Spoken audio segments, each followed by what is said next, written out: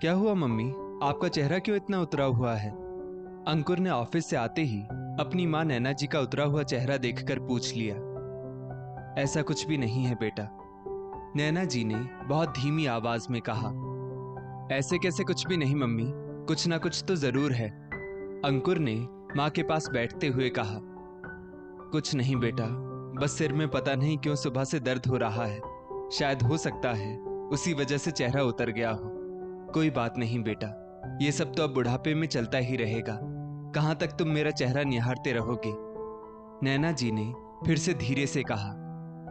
तुम हाथ मुंह धो लो, तब तक मैं तुम्हारे लिए चाय बनाकर लाती हूँ। नैना जी उठने का उपक्रम करते हुए बोली। आप क्यों चाय बनाएंगी? अंशिका कहाँ है? अंकुर ने इधर उधर निगाहें घुमाकर अपनी पत्नी अंशिका के बारे में पूछ लिया। बेटा, वो जरा अपने दोस्तों के साथ शॉपिंग के लिए गई है, नैना जी ने बहुत धीरे से कहा। आपने उसे अपने सिर दर्द के बारे में बताया नहीं कि जिससे कि वो आपको कोई दवा दे देती?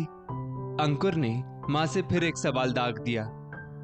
बेटा, बताया था, लेकिन शायद वो थोड़ा जल्दबाजी में थी तो वो ध्यान नहीं दे पाई होगी।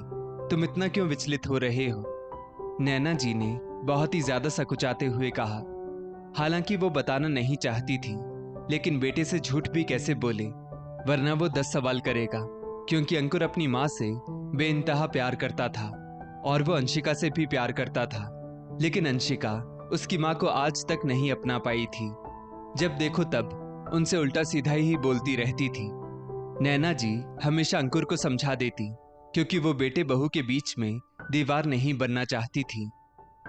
लेकिन मम्मी, उसे आपका ख्याल रखना चाहिए, उसे तो आप कभी कुछ मना भी नहीं करती हैं, लेकिन जब आपके सिर में दर्द था तो वो क्यों आपको इस हालत में छोड़कर गई?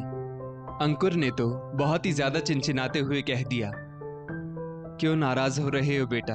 आ जाएगी थोड़ी देर में, मैं ठीक हूं, अब मैं चाय बनाकर ला रही हूं, तुम हाथ मुंह धो लो। नैना जी के मुंह से शब्द भी बड़ी मुश्किल से निकल रहे थे। आप बैठिए, मैं खुद बना लूंगा, अंकुर ने माँ का हाथ पकड़कर उन्हें बिठाने के उद्देश्य से कहा। लेकिन नैना जी का हाथ पकड़ते ही उसको बहुत जोर का झटका लगा। मम्मी, आप तो बुखार में तप रही हैं और आप कह रही हैं कि मैं ठीक हूं। अरे कुछ नहीं बेटा, तुम कुछ ज्यादा ही चिंता करते हो माँ की। नैना जी ने उसका हाथ किनारे कर दिया। चलिए चुपचाप लेटिए आप, और अब एक शब्द और नहीं, मैं अभी आपका बुखार चेक कर रहा हूं।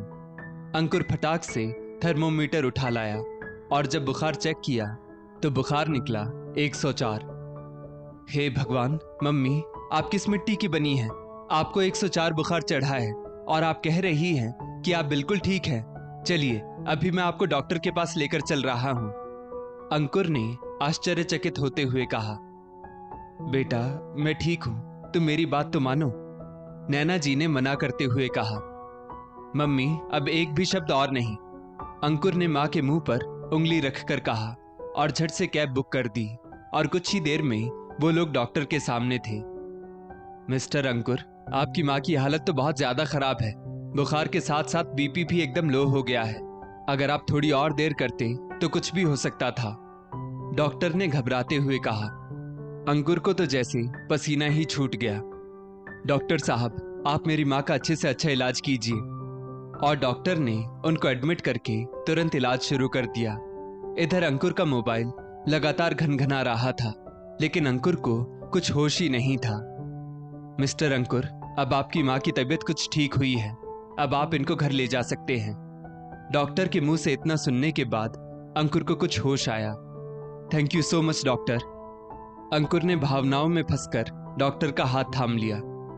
इट्स ओके, लेकिन आप इनका ख्याल रखा कीजिए, उम्र होने के साथ साथ काफी कमजोर भी हैं ये, डॉक्टर ने लगे हाथ हिदायत भी दे डाली।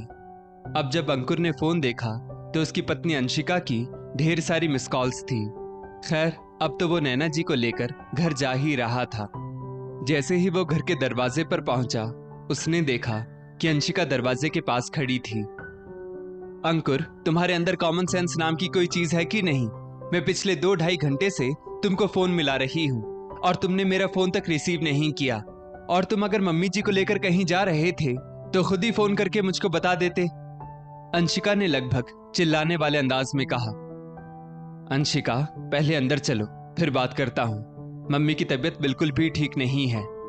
अंकुर ने नैना जी का हाथ पकड़कर उन्हें कैब से नीचे उतारते हुए कहा।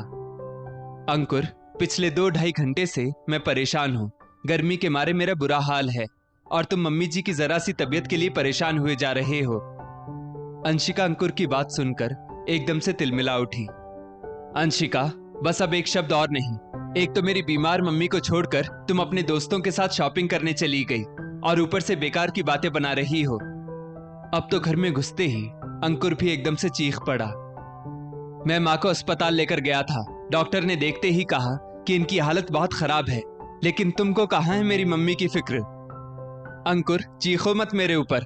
तुम्हारी मम्मी उतनी देर में मर तो नहीं गई। शायद हमेशा मेरे और तुम्हारे रिश्ते पर बोझ बनकर बैठी रहेंगी ये।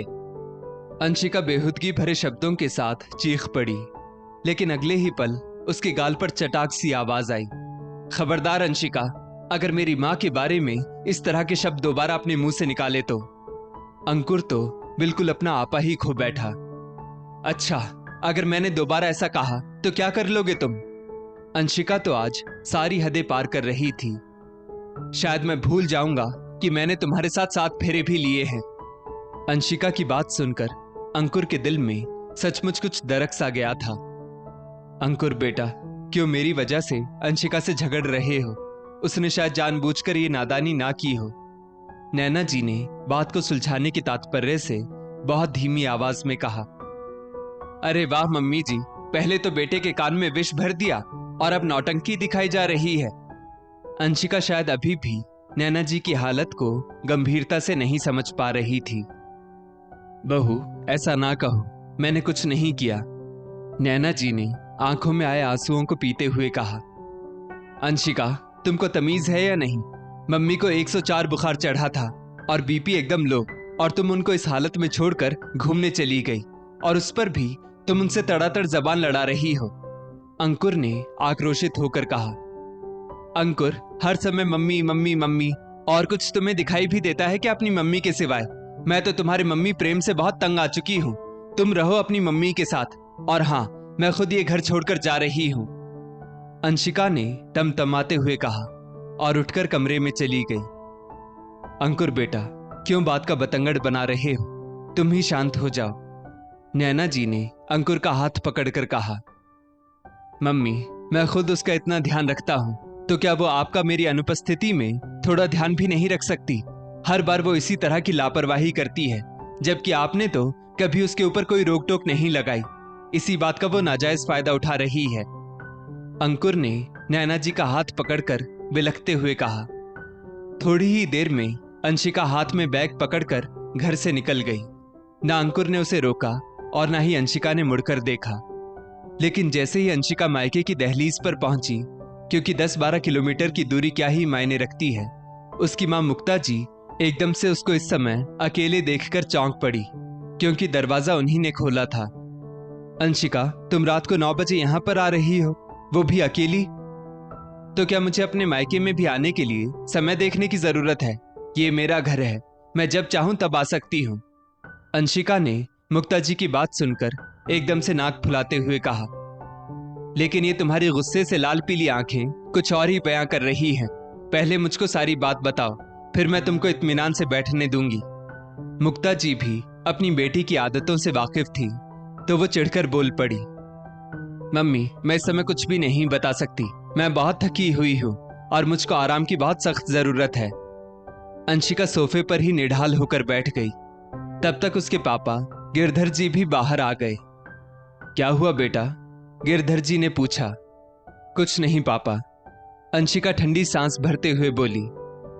अंशिका, अगर तुम कुछ नहीं बताओगी तो मैं अंकुर जी से सारी बात पूछ लेती हूँ। इतना कहते ही मुक्ता जी ने अपने दामाद अंकुर को फोन मिला दिया। अंकुर बेटा, क्या बात है? इस समय अंशिका अचानक अकेले यहाँ, कोई खास बात? मम्मी जी, आप अंशिका से ही सब कुछ पूछ लीजिए, अंकुर ने सिसकते हुए कहा। नहीं बेटा, मैं फोन स्पीकर पर डाल रही हूँ। मैं तुम्हारे मुंह से सब कुछ साफ साफ सुनना चाहती हूँ, क्योंकि मैं उन माओं में से नहीं हूँ जो बेटी को फालतू की शह दूं। मुक्ता जी ने साफ और स्पष्ट लहजे में कहा। मम्मी जी, आज अंशिका ने मेरी माँ के लिए ना जाने कितनी अनाप शनाप बातें बोल डाली। एक तो इसने अपनी गलती नहीं मानी और उस पर भी मेरी मम्मी के मरने तक का संकल्प कर डाला। कहां तक मैं इसकी गलतियों को माफ करूं? बिलख उठा अंकुर मुक्ता जी से बात करते करते, और एक एक करके उसने सारी घटना सुना दी। अंशिका चुपचाप बैठी सारी बातें सुन रही थी। वो कुछ बोल भी नहीं पाई क्योंकि गलती तो उसने सचमुच की ही थी। सुबह ही जब वो बाजार के लिए निकल रही थी तभी नैना जी ने उससे अपनी सिर दर्द और तबीयत के बारे में बताया था और कहा भी था कि बहू कोई दवाई हो तो दे दो, लेकिन जब सास के लिए दिल में कोई दर्द ही नहीं हो तो क्या ही मतलब। ठीक है अंकुर बेटा, अब तुम फोन रखो, मुक्ता जी ने अंशिका की ओर देखकर सख्त लहजे में कहा। अंशिका चुपचाप उठो और अपना बैग उठाओ, तुम्हें उल्टे पैर इस समय ससुराल वापस जाना होगा। भाग्यशाली हो जो तुमको इतनी अच्छी सास और इतना अच्छा पति मिला है, मुक्ता जी ने चिल्लाते हुए कहा। और अंशिका की तो इतनी हिम्मत ही नहीं थी कि वो अपनी मम्मी के आगे कुछ बोल सके, क्योंकि वो पेशे से एक स्कूल प्रिंसिपल थी और वो अंशिका के बिगड़ैल स्वभाव से भी परिचित थी। लेकिन मम्मी, लेकिन वेकिन कुछ नहीं, तुम्हारी मम्मी जो कह रही हैं वो करो। अच्छा है इस समय हमारी बहू छुट्टियों में घर गई हुई है, वरना तो हम खुद ही बहुत शर्मिंदा हो जाते। इस बार मुक्ता जी से पहले गिरधर जी बोल पड़े। अब तो अंशिका के पास कोई चारा ही नहीं था। गिरधर जी ने तुरंत उसके लिए कैब बुक कर दी। और हाँ, आज के बाद ऐसी घटना नहीं होनी चाहिए, वरना हम लोग भूल जाएंगे कि तुम हम लोगों की बेटी हो। हाँ, तुमको वो लोग कोई कष्ट देते तो बात अलग होती, मुक्ता जी ने बेटी को समझाते हुए कहा। और थोड़ी ही देर बाद अंशिका अपने ससुराल के दरवाजे पर थी। अंकुर दरवाजे पर ही खड़ा उसका इंतजार कर रहा था, क्योंकि मुक्ता जी ने उसको सब बता दिया था। अंकुर, मुझे माफ कर दो, मुझसे सचमुच बहुत बड़ी गलती हो गई। मैंने सचमुच आज सारी हदें पार कर दी थी, अंशिका ने निगाहें नीची करते हुए कहा। लेकिन अंकुर कुछ नहीं बोला और उसने रास्ता छोड़ दिया। अंशिका, तुम मुझसे नहीं बल्कि मेरी मम्मी से माफी मांगो। तुमने आज हम लोगों का दिल बहुत ज्यादा आहत किया है। अंकुर की आवाज अभी भी दुख के मारे भर्रा रही थी। सॉरी मम्मी जी, मुझको माफ कर दीजिए। अंशिका रोने लगी। समधन जी, इसको माफ कर दीजिए, इसने सचमुच आज बहुत बड़ी नादानी की है। हालांकि इसकी हरकत माफ करने के लायक नहीं है, फिर भी ये आपकी बहू है। पीछे से मुक्ता जी और गिरधर जी की आवाज सुनाई पड़ी। समधन जी, मैंने तो हमेशा ही इसकी बातों को माफ किया है। नैना जी उठकर बैठ गई और थोड़ी ही देर बाद बातचीत करते करते सब कुछ अच्छा हो गया था। मुक्ता जी की समझदारी से उस घर की खुशियों को एक नई दिशा मिल गई थी। दोस्तों, इस स्टोरी को लेकर आपकी क्या राय है, नीचे कमेंट करके जरूर बताइएगा। और ऐसी ही और भी बेहतरीन वीडियोस के लिए हमारा पेज जरूर फॉलो करें। धन्यवाद।